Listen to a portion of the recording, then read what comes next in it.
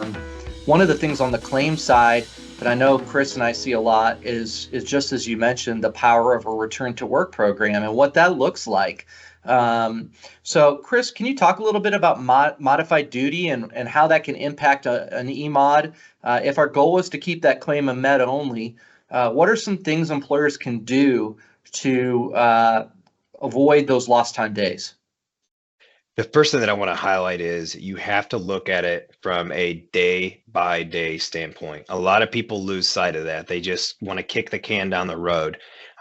So I'll get into why that matters here in a second. But having a return to work program helps encourage quicker return to work, more seamless return to work, which in turn results in reduced TTD days, which that will decrease your indemnity exposure and then decrease your claim cost.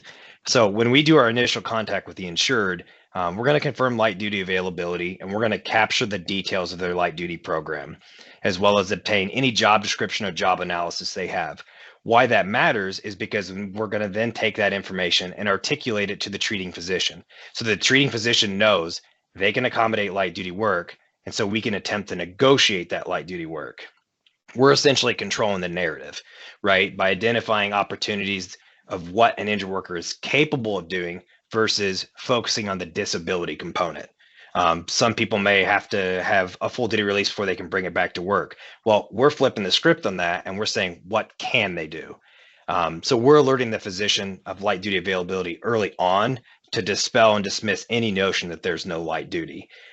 We see it a lot from time to time where someone will report to a treating physician that there's no light duty available. Well, that may not be the case. And the hard work of the insured to put that program together is negated because they don't have the appropriate information at the treating physician level. So let's say an employer has a good return to work program. They generally accommodate light duty, but for some reason they can't accommodate these current restrictions.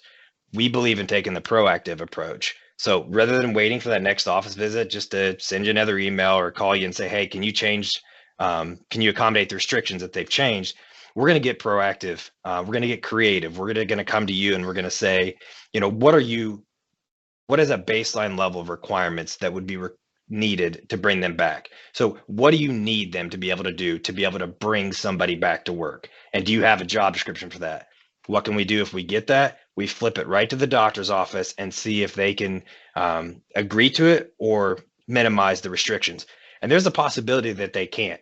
We've got other tools in our arsenal that we can employ at that point, but we're proactively moving the claim forward because every single day matters. And what we've seen is we have a lot better outcomes when we have somebody that is brought back to light duty work and then builds their way up to full duty work versus, they're out of work for a certain period of time. And then guess what? We're going to throw you right back into full duty work. You can reasonably expect that that person's going to have some residual stiffness, pain, range of motion issues, and they may need to seek treatment again and they go right back out of work, which is going to increase your TTD days. So the goal is to have an implemented return to work light duty with a build to full duty so that we know that they can continue to tolerate that.